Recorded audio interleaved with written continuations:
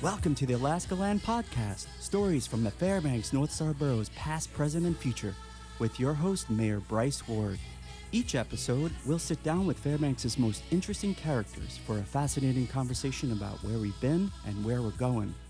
And now, Mayor Ward.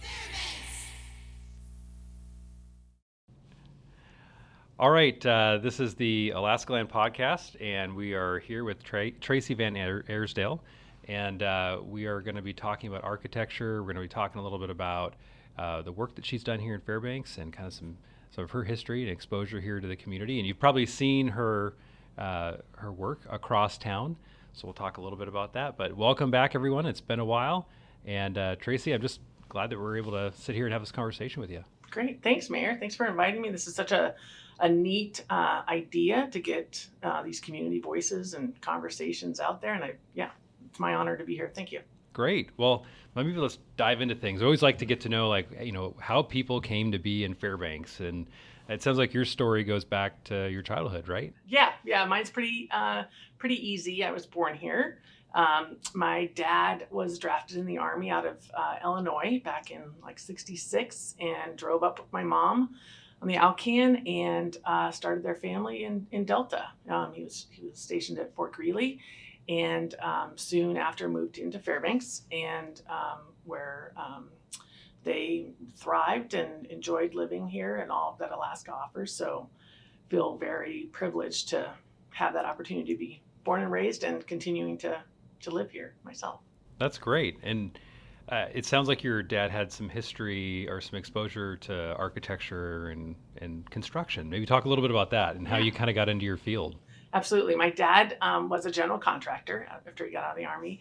He started Alaskaland Builders with his friend Austin Smith, and really taught me a lot about the appreciation of how things are built and the energy, and not only just human power, but the materials and the calculations and the thoughtfulness that goes into it. So I spent a lot of time with him, combing over his drawings and his wood shop and creating things. And I think I just like that aspect of sort of problem solving. It's like thinking about something and then drafting it out and then actually constructing it, whether it was geese decoys that we made and sold, or picnic tables on the side. He just sort of was always crafting something, and I like to be a part of that.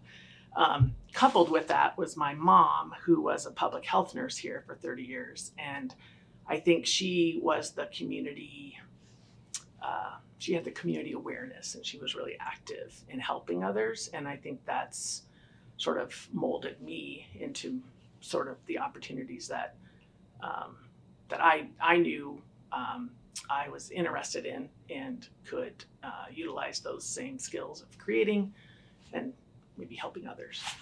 So finding a need and then being able to develop the way to help solve it. Yeah. Right? Yeah. It's definitely a wonderful profession, a combination of that, because you're definitely working with others and then helping create what their needs are, like meeting it's their projects, it's their need, and we just happen to be privileged to be a part of helping them. So in architecture, how long have you been doing the work that you've been doing? Maybe let's talk a little bit about where you're at now and kind of what you're doing. Okay, well, I'm a principal. I'm now the president of Bedsworth North Architects. We're a local firm, born and raised here as well. We have an office in Fairbanks and Anchorage. We're just over 40 people with architects, landscape architects, interior designers, and planners.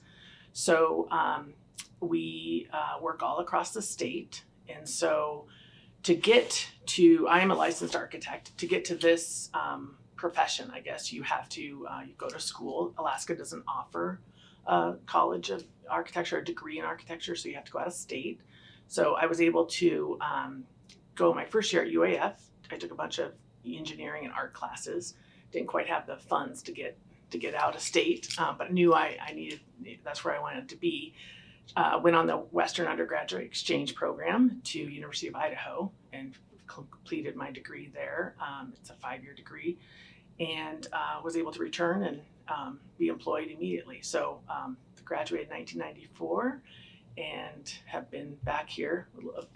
A bit of a escape to Idaho to work for a year to get some more experience, but returned back and have been here since and been with Bettesworth since 1996. Oh, wow, that's great. Yeah, it is. It's a real honor. I don't know, I think the opportunities I've had are very unique to our community, and I think something special that our Golden Heart City provides to people looking to learn and grow and then help others is something I think Fairbanks is well versed in, and I see it all the time, and I am very thankful for that. So architects and engineers, there's some similarities, and a lot of times they get kind of thrown around together. Yeah. Right. Maybe let's kind of explain for folks what's the difference between the work that you do versus maybe engineers that are on staff with you, and how you work together. Sure. So architects, I like to, when I go to school groups to talk about, architecture in the design field, I talk about the opportunities. If you like to be sort of in charge at times, it's a really good career choice, because a lot of times, not always, the engineers are consultants to the project manager, which is typically the architect. So we work directly for a client, let's say like the borough. As a project manager, we hold the contract with you. We're the prime consultant. And then beneath us, we have our engineering team members. And that includes electrical, mechanical, civil, structural, environmental, geotechnical, surveying. I mean, there's a whole myriad of them. And we coordinate and collaborate with them on the solution. So we're in the design field. We do the code, we do the aesthetics, we do the programming, which is the list of spaces that need to be compiled into the solution. We do all the materials and a lot of the stakeholder engagement to make sure we're meeting their needs. And then the engineers sort of help us make sure it functions and operates. And I think that's a real unique challenge of architecture in Alaska and even in Fairbanks, is that our buildings must be engineered and operated so efficiently because of our costs, not only the first costs, but those operation costs of maintenance or energy use, that those become much more important drivers compared to if you were building the same project in Idaho or California, where the climate is different,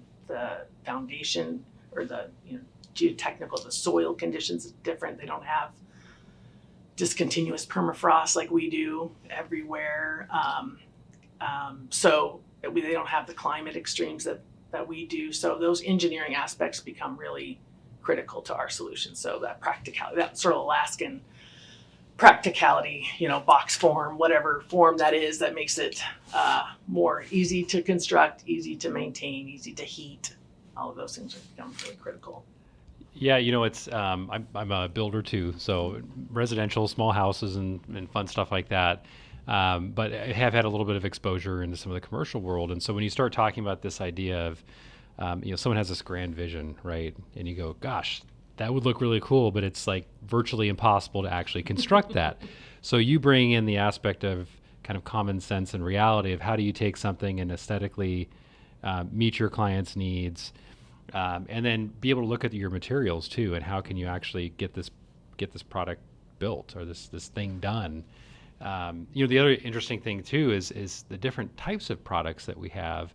The big thing we deal with up here is, you mentioned permafrost, as well as just the temperature swings. I mean, we can go from 40, 50 below to 90 degrees in a season, mm-hmm. and your expansion coefficients for your building materials means that buildings move, and stuff happens that sometimes you don't want to move. So it's fascinating. It is, and I think that's a real wonderful opportunity of doing design work like we do in Alaska, because we as a firm do work all over the state. So those climate conditions are real. I mean, whether it's we just finished some clinics in Subunga a few years ago. We've done, a library and fire station in Ketchikan. So the extreme differences, environments. We finished a hospital expansion in Bethel, very different foundations, thermal envelopes, wind conditions. And those all really inform the design, no matter what you're designing. So here in Fairbanks, it's really, we pay close attention to the sun, especially in times like even now where our solar gain is happening, real time. We're gaining so much of that daylight. And, within my professional career, we are cooling buildings now. It's a given. Like where air conditioning before was not so much, but we are now. It's because we're already starting to feel those effects of having, temperature swings of needing that.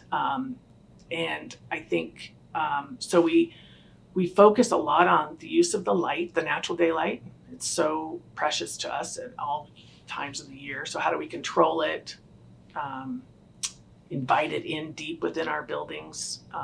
So you'll see a lot of that in a lot of our firms' work.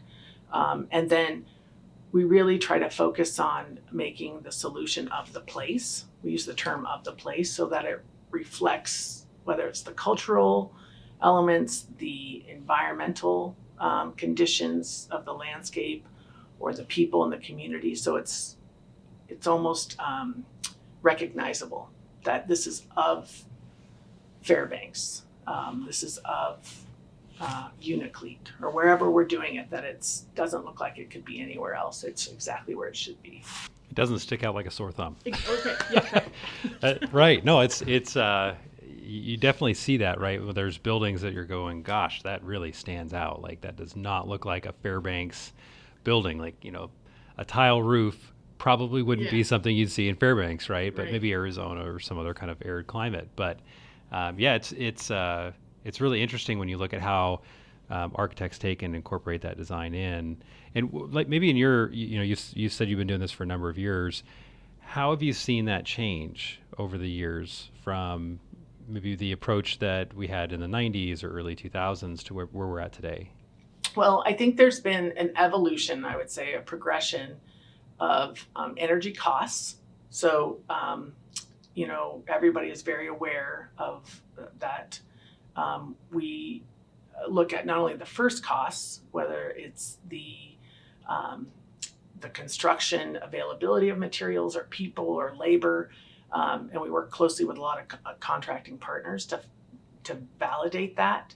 But then looking at those operations and maintenance considerations to sort of balance the equation, I guess, in the considerations. But I would say the energy use is real. The cost of living, is significant. Our escalation and our inflation, we've all seen that in the last number of years. So it's important that we're helping inform the design with what we know and what people can afford their projects today, but also afford them in the future to operate and maintain them properly. So balancing that, I think we've gained a lot of knowledge and research on the importance of daylight, because some of older buildings had much smaller windows. Everyone thought about the thermal barrier, impact. Windows are value. The insulated value of a window is a lot less than the adjacent wall. Right. And so windows got real small and compact, and we're exactly where they needed to be. And now we've, with technology, the glazing and the additives are much better. And we also know the value of that daylight to our mental well-being, whether it's in a school, whether it's in a clinic or hospital, whether it's in your home. And it also can offset your lighting and electrical needs. And in some places, that electricity is the highest utility cost. So if we can help clients balance that with photovoltaic sensors, the occupancy sensors that when the light comes on when you walk in, we can help offset some of those costs by doing design. So technology has played a role, I would say, just with the advancement of building systems, with the actual products that we're installing. So those are, I guess, a few examples of how I've seen architecture evolve. Yeah, it's really interesting, this idea of putting more money into the construction phase, phase one or the kind of early phase. I'm not sure which. First cost, okay. Yeah. For the project versus kind of your ongoing maintenance and operations. it's kind of, I almost say maybe it's not a new thing, but it's certainly something I've heard talked a lot more about lately, where, hey, if you added extra insulation here, or you orientate your building this way, it may cost you, extra 10% now, but it's going to save you, 6% for the life of the building. Exactly. What kind of time frame do you look at for, those kind of cost recoveries? Is there kind of a rule of thumb or something that you look at? Well, we can look at the metrics lots of different ways, but I think the message is that buildings have lifespans and they require major maintenance or upgrades throughout, not only for their building systems, but also for a lot of times the uses change. So allowing for that flexibility, maximizing flexibility is really important. And the code requirements have changed quite a bit. Mm-hmm. In particular, maybe in the air quality and also in the seismic. There is more information is gathered from major events, let's say an earthquake in Anchorage or whatever it is, codes get updated. So we have to stay current on all of those and then help our clients many times retrofit buildings. But in general, a building of a lifespan of 50 years is something that we target. But knowing that many times within that 50 years, it will have some significant upgrades to help it reach not only its maximum sort of efficiency, but also perhaps the evolution of the needs of the actual users. So I was last year got a chance to go to Iceland as part of the Arctic Circle Assembly. And over in Iceland, a lot of their buildings are built out of concrete, and amazing architecture in Iceland. They're they're a coastal community. They're very different from Fairbanks, very similar latitude-wise and whatnot. But the big thing that they talked about was life cycle, and looking at their buildings and saying, we expect these buildings to be around for 100 years. And many buildings in the community we were in, Reykjavik, had been around for like 100 plus years, and you could tell. And so this idea of being able to look at our buildings and maximize efficiency, not just of the current occupants, but future occupants too, it's really interesting. And we don't seem to talk like that very much. Yeah, I think it is. I think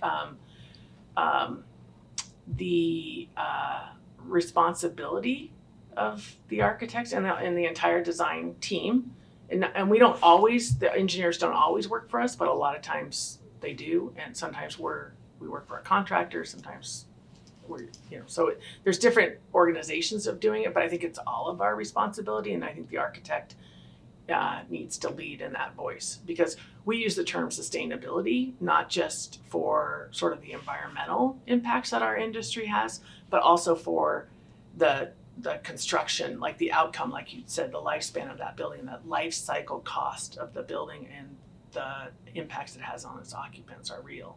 And concrete would be great if we could, if it would be more thermally conducive to our environment, because I've been to Iceland too, and it's a bit more temperate. Yeah, so even though they were the same latitude, I mean, almost very close, but they are so much more temperate than we are. Yeah, and they have geothermal. Yes, and they're like, everyone should be doing geothermal. I'm like, not everyone lives on a volcanic, break in the crust of the earth. So, but yeah, it's different world. Yeah, and isn't it? It's pretty wonderful too. It's a wonderful use of resources that I think is something we can all, strive for. So, bring it back to Fairbanks here. When you look around town, you've done a number of projects. You've done a number of projects for the borough, as well as other clients. What are some of your favorite that you like to see? And is there like a certain style that you just think is just so Fairbanks? Yeah. Is there something that draws your attention more than others? Well, I think, first of all, our projects are all team effort. There's a lot of people involved, and we are so fortunate to have an incredible staff of creative problem solvers. They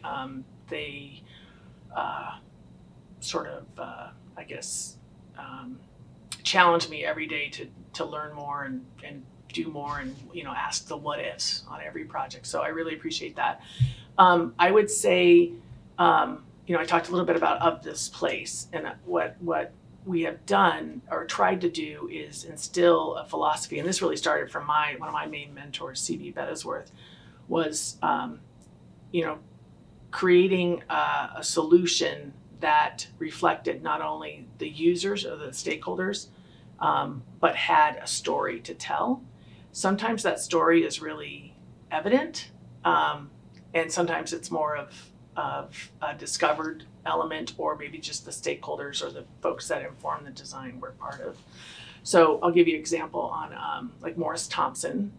We worked with the Danakanaga entity of Tanana Chiefs Conference, with the Fairbanks Convention Visitors Bureau, before now it's Explore Fairbanks, and with the National Park Service, who were three tenants that shared this vision of a combined facility.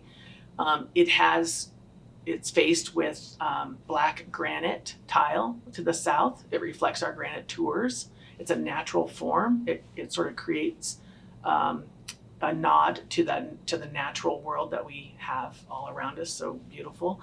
And it's that black granite is surrounded by rocks and vegetation and all that facing to the south. And that really truly wanted to be a black box because it's the museum exhibit and the auditorium within there. The north side is the sort of the non-native office spaces. They're very orthogonal. They're very regular, square, boxy. The siding is a composite sort of wood looking, but it's very uniform. And so those two forms are brought together with a very high clear story daylit space. It is a very simplistic representation of what the namesake, Morris Thompson, was known for, bringing these entities together and sort of celebrating that into this great hall and welcoming people into that space. So that came out of not our studio, it came out of the dialogue with a whole stakeholder group about how the building wanted to be organized on the site, the important components, what it wanted to reflect. So those are sort of how some of these design solutions kind of get bubbled up and created, and it's really a fun thing, but like a lot of people probably wouldn't know that story. Yeah, I mean, I knew the story of Morris Thompson. I also knew, like, obviously the buildings there and the different tenants, but how those were woven together to tell the story in the building is fascinating. Yeah, it's a really fun. We really have. I really feel excited on these sorts of projects because there's just those opportunities. And I would say another project was Chief Andrew Isaac Health Center. That was so important to Tanana Chiefs Conference, and it was really a privilege to be a part of that and sort of make that a place of healing and a place of comfort when no one is in their best place, probably walking into to see their doctor. You're probably not feeling good and you're not feeling comfortable. And so we really tried to do that from the moment you entered the site from the land, side, from even the driveway into the building orientation and the materials and all of that. So it's that was really a incredible project to be a part of. And I do feel like it's inspiring. You walk in and it's like, wow, there's something special about this place, and it's neat that as an architect and with your team you're able to help share that story, whether or not someone recognizes it or not in the building.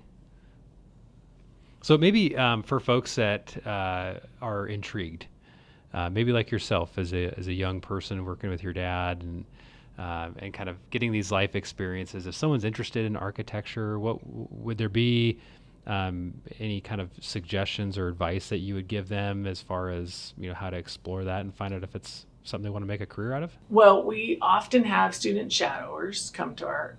We go visit schools. We recently did Ryan Middle School, and so we were actively going there on career days and just teamed up with some of the teachers there to talk about architecture with their students.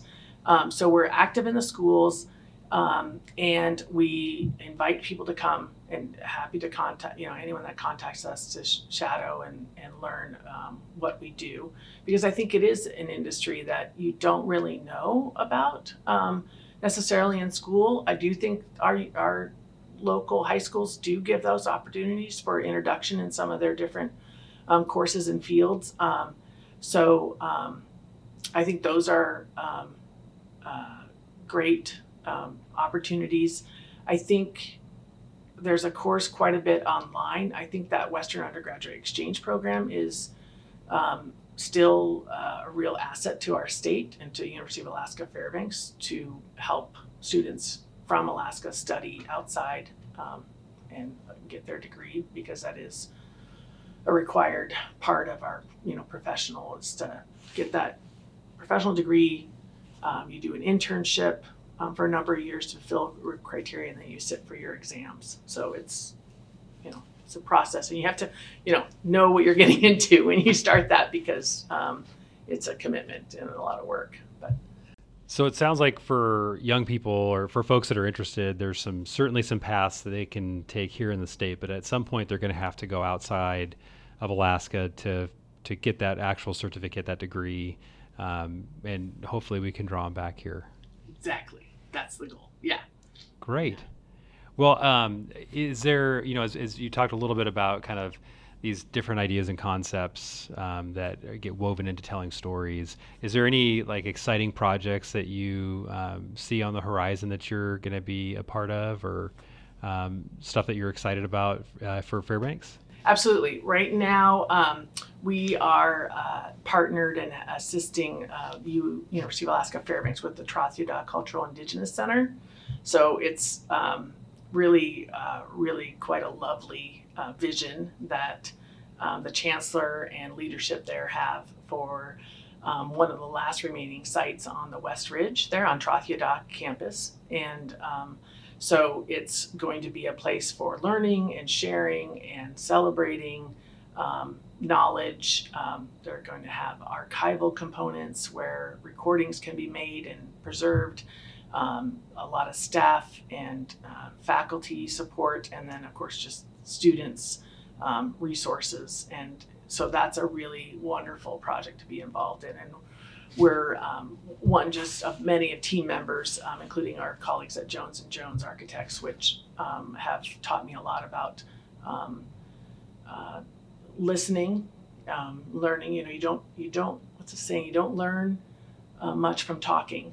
So our profession takes a lot of listening for our stakeholders, and for projects like this with such cultural importance, not my native culture, I have to learn a lot from that, and it's going to be a really exciting project to be a part of. Well, it sounds like you certainly have the experience of bringing these different parts of our community together and tying them together with a piece of infrastructure that tells a story. So I look forward to seeing and experiencing that story here in the future. So, well, that I think brings us to a wrap here for our podcast today. Thank you so much for taking the time to share a little bit about your history and about architecture and how that has played out here in Fairbanks and across the state. Thank you very much. Nice to see you. All right. Until next time, we'll see you then. Fairbanks, oh Fairbanks. Thanks for listening to the Alaskaland podcast. We hope you found today's conversation enlightening. For more episodes, listen on your mobile device through your favorite podcast app, or watch at youtube.com/Fairbanks North Starborough. Above the adventure show that live and breathe the Alaskan dream.